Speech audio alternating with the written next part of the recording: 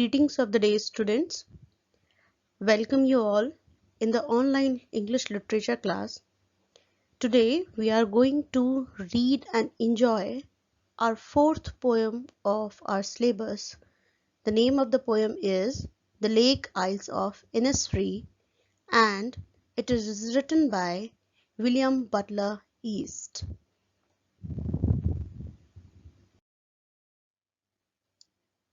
So you can see here is the picture of the poet of this poem. He is William Butler Yeast, and in short we call him or we address him W.B. Yeats. So we are going to little bit read about the poet of our poetry. William Butler Yeats was an Irish poet and one of the foremost figure of 20th century. He was born on 30th June 1865 and died on 28th January 1939. In December 1923, Yeats was awarded with the Nobel Prize in Literature for his always inspiring poetry. He is generally considered as one of the 20th century's popular English poets. He was a symbolic poet because he used elusive imagery and symbolic structure throughout his career. His some of well-known writings are A Prayer for My Daughter, Among School Children, Leda and the Swan, The Stolen Child, When You Are Old, The Second Comings, and many more.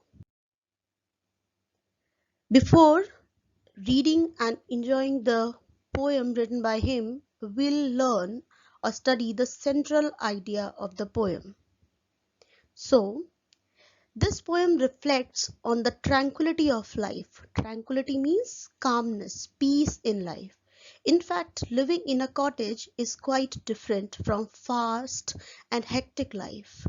We can enjoy nature when there is peace of mind. But real peace is impossible in city. We can find it in a solitary place only. So what is the central idea? Let me explain you that we all are very busy in materialistic life. We are running after facilities, money, luxuries, but it is not necessary having a big bungalow or having a luxury car can give you happiness and peace of mind. It happens many times. A person is having all those facilities and amenities of life, still he feels unhappy. He's unhappy and he wants to have peace of mind. And to get peace of mind, he most of time goes to um, enjoy natural beauty because natural beauty gives him or a person peace of mind. So, what is the theme of this poem? Theme of the poem, what poet is saying in this poem? The poet says that he is going to Innisfree. What is Innisfree? Innisfree is an island in Ireland to build a small simple hut. And why he wants to go to Innisfree? Because he is very fed up of city life, very busy life, hustle bustle, noisy life, and he wants to go to a place nearby the lake in Innisfree, and he wants to build a very small and simple hut. He will have 9 bean rows and a honeybee hive. And what he is going to do there? He is going to grow some bean plants there, and he is going to practice apiculture. What is called apiculture? Rearing honeybee for honey. So he is going to do all these things to get his daily consumption, to get his things for daily consumption. He wants to live alone in peace with nature, and he wants to go there so that he can live with peace along with nature. He has desired to enjoy the slow pace of countryside living. What is countryside? Countryside means living nearby a village side or surrounded by natural surrounding, out of city. He wants to go there and enjoy a peaceful and slow life. In city, life is very fast. Everybody is running for earning money. They are running. If you will see this life in metropolitan city, what they are doing, the cities are running day and night. They never sleep. So at last, the poet speaks that every night he hears the lake water lapping against the shore, and he is imagining that when while living there, what he will be feeling and enjoying. He must be listening the lake water lapping against the shore, where the water is beating against the shore. Even though he lives in a city with a crowded road, here what he is living where in the city, but in imagination he is listening the sound of lake water. He is drawn to the rural sounds of Innisfree. He's drawn means he is in the city, but still he's totally thinking about all these things related to the city, countryside, and life of a rural side. The poet is attracted to the sound and by rustling trees, and he is enjoying the sound of the trees. Now, when the wind blows, tree makes a sound, and he is enjoying. Of course, he has desired to keep himself aloft from the bustling sound of buses from some time, and he wants to cut himself from the sound of the city, vehicle sound, lots of people, crazy sound. He wants to go and enjoy the peace. So this was the theme of the poem, and as we are doing all those two things in the class, and we are doing so that we have a clear idea about the poem, what we are going to study in the poem. So what one was central idea, and the second is theme. Now we will look poem. So here you can see on the screen that this is the first stanza. As I've told you, whenever we are reading or enjoying a poetry, lines in a group, they are called stanzas. And when we read prose, chapters, line in group, they are called paragraphs. So this is poem. We have three stanzas in this poem. This is our very first stanza.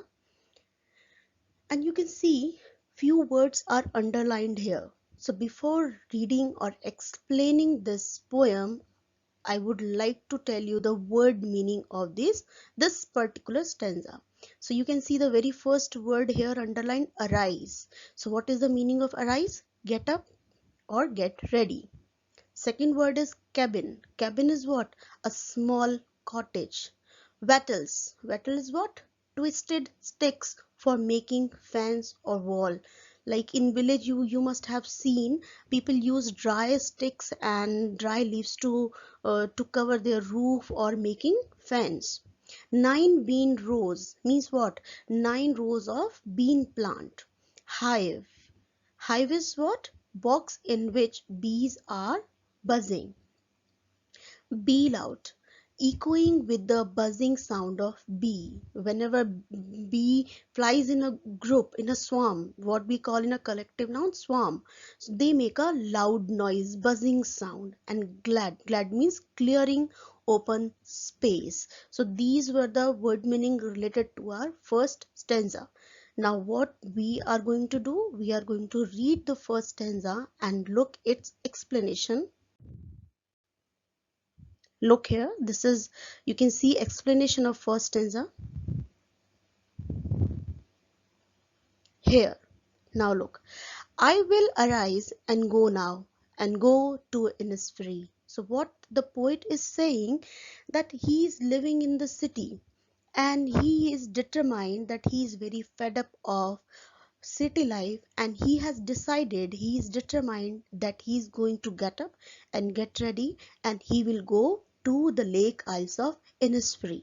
The poet states his determination to intensity, get up and set out for island of Innisfree, and a small cabin built there of clay and wattle mates. And what he's saying, that he's going to make or build a small hut built up of clay and wattles with dry twigs and twisted twigs and sticks and leaves. He plans to build a small cottage of clay and twisted twigs to live in. He also proposed to plant 9 rows of beans for his own consumption. Also, he will hive a swarm of honeybee for honey. You can see in the third line, 9 bean rows will I have there, a hive for the honeybee. Means he is planning to cultivate these two things. He is going to plant 9 beans rows for his consumption, and he is going to rear honeybee and alone and live alone in the bee louds glad. And what he is going to do, thus he will live there alone in the cottage with the surrounding open space echoing loudly with the buzzing sound of the honeybee. Means he is living alone there, nobody will be there to disturb him, and he is going to enjoy there the buzzing echoing sound of the honeybee. So now look the second stanza. You can see again the words are underlined. First we will look their meaning. Peace, peace, everybody knows, calm, peace. Veil, what is veil? Veil is thin cloth covering something. Like you must have seen Indian women covering their face with their pallus of saris. This is called veil. Cricket. Cricket is an insect, chirping insect, which makes a very shrill noise. Glimmer. Shine faintly. Glimmer means shine faintly. Glow. Soft light. Linnet. Linnet is what? Linnet is a small brown bird with a short beak. Now look at the explanation of second stanza. You can see at the left side the second stanza of the poem. And what? Let's enjoy it. Let's understand what the poet wants to say further.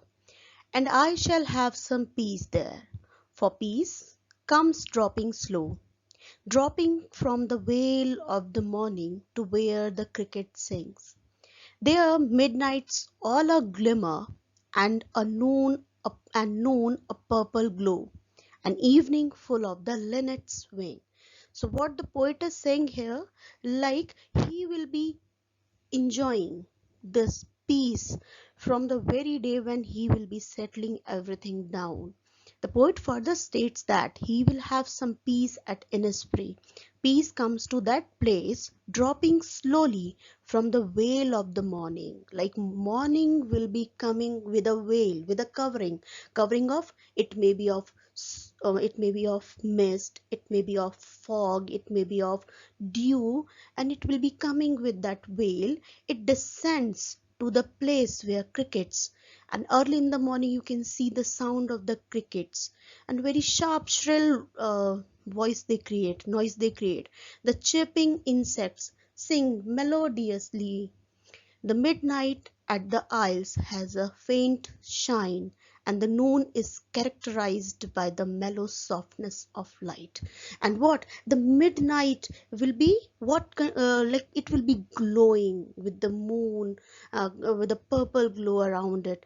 And evening are characterized by numerous linnet bird. Like what he how he's introducing the night of the Innisfree, that it will be the night they are very glowy with the purple glow around the moon, and very beautiful night he will enjoy there. And evening, from the evening he will be listening and enjoying the sound singing sweetly of the bird, linnet bird. Let's move to the stanza. First we will look the word meaning. Night and day. Night and day, this phrase means all the time. Lake, small body of, large body of water on land. Lake. Lapping. Lapping means hitting gently, not very noisily, hitting gently, coming and going with the motion, water motion. Shore. Shore is what? Edge or bank. किनारा जिसको हम बोलते हैं. Pavement. Pavement means street paved with stone. Grey. Grown dirty with uses. Like at the pavement, we use pavement a lot nearby the lake, and it becomes very dirty and grey. So now we'll look the explanation of third stanza. Now you can see on the screen third stanza and its explanation. So what he's saying again, he is repeating his decision that I will arise and go now, for always night and day. I hear lake water lapping with the low sounds by the shore, while I stand on the roadway or on the pavement's grey. I hear it in the deep heart's core. So this was the final stanza. Now understand what he wants to convey in this last stanza. The poet repeats his decision that now this is the time I should stand and go to Lake of Isles of Innisfree. And why he is so much attached to this place, because he has spent his childhood there. He already have enjoyed the beauty of this island. That's why he is longing to go there and to live peaceful life again. While living in the city, he hears all the time the sound of the waves striking softly against to the shore in the lake. Means what he wants to convey, although he is living in the city, but still he is in so much of love with that place that instead of living city in the city, he still can imagine and enjoy and hear the sound of the lapping water. In his revive, he hears the soft rhythmic beat of the water in the innermost recess of his heart. And although he is living in the city, but he is from his inner side, innermost heart, he is just listening those rhythmic beats of the water. Like rhythmic, they are coming in a particular rhythm and slow, and they are making a beautiful repeated sound while he stands on the city pavement. When he is standing on the city pavement, he hears in his imagination the sound of the striking waves. When he is walking on the dirty pavements in the city, he is imagining the sound of the water. Such is his infatuation for that place. He is so much infatuation means deep love. He is in deep love of that place where he had spent his childhood. So this was our poem. This is our poem with the explanation, word meaning, central idea and theme. And the now we'll look or learn the literary devices used in the poem. As students, we are doing in the class also. uh, Literary devices are what? As we have done in the previous chapter given by Sir, that literary devices, they both are used in Hindi poetry and English poetry. Devices are what? As women women look beautiful. A woman look beautiful when she is ornamented, when she wears lots of jewelry, beautiful jewelry. She looks more beautiful. So how we can make our poetry beautiful? By using these literary devices, we make it more beautiful. So what we are not going to learn all those literary devices, but we are going to look what or which particular literary devices have been used in this poem. So very first literary device is, you all know this, that is alliteration. Because almost in every poetry we have done till date, we have seen the use of alliteration. So what is alliteration? Alliteration is the repetition of the consonant sound to close intervals. The repetition may be at the beginning of the successive words, initial alliteration, and within the word, internal alliteration. It makes a poem lyrical. So what is lyrical? Students, whenever you are listening any song and you are listening any song and when you want to learn it, you go to Google and you want to search for it lyrics. And what are lyrics? Means those words, those have been written in a form, and in a particular form which they can be sung in a form of a song. So means when the words or poems are written in a form in which they can be sung, they are called lyrical poems. Means this poem also can be sung. So you can see a hive for the honeybee. As you can see the highlighted words here, HH, means in this line the repetition of H is there. So means alliteration is there. You can see L, L, lake lapping water with means lake lapping low, the repetition of L. Water with means the repetition of W. So this way we have the poet has used alliteration in this poem. Now look what next literary device he has used. So the next literary device used by the poet is metaphor. Students, there are two literary devices which often create confusion. One is simile and the second is metaphor.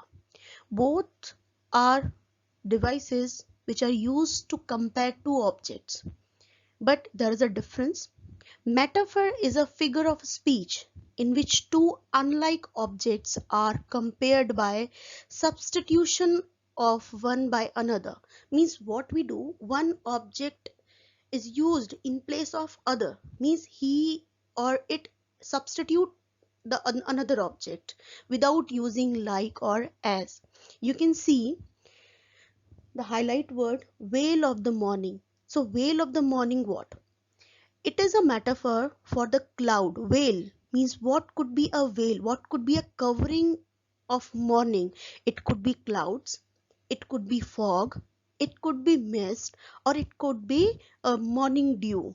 So they could be cover of morning. They could be covering the morning, covering morning. They could be hiding because in the morning you can see all those things. So they are like veil of the morning. These could all appear like veil.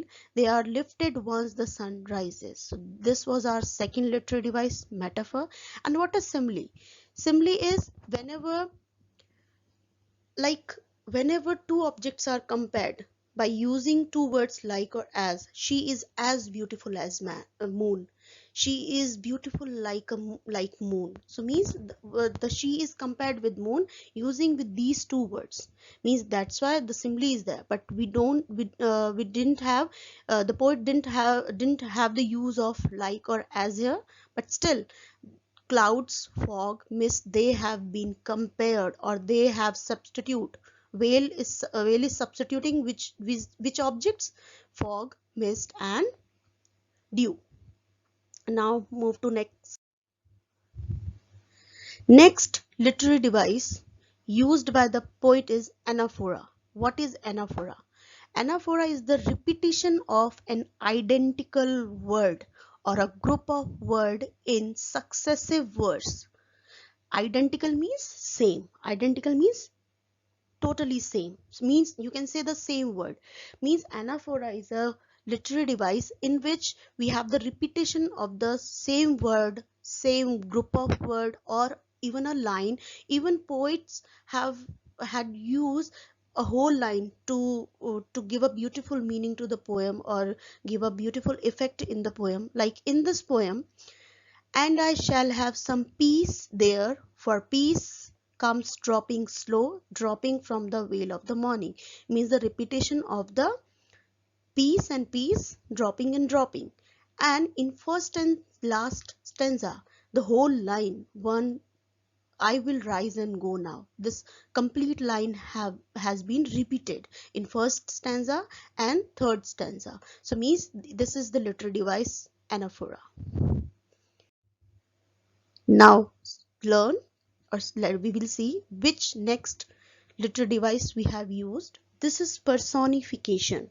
You all know very well aware with this literary device. Personification is a poetic device in which human traits are attributed to something abstract or non-living. In simple language, when a non-living object, when poet in his poetry gives the quality of human beings, and what quality we have? Like we have senses, sight, hear, touch, feel, speak. So these senses, if poet has given these senses to any abstract idea, means an idea which can be which can be felt but not seen, or any non-living object, means then the poet has used the literary device personification. Like the veil of the morning. How you must be wondering that same line was there in previous literary device, but here the veil in that line the whale was the main thing, but here the whale of the morning means the morning has been or morning is personified as a woman, because women covers their face with veil. Here morning is covering means it is having a quality like human, like morning is having a quality like human, like a woman.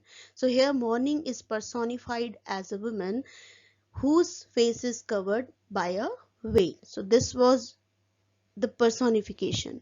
Now the last one is the poem consists of 12 lines separated into 3 quatrains and an A B A B C D C D E F E F rhyme scheme.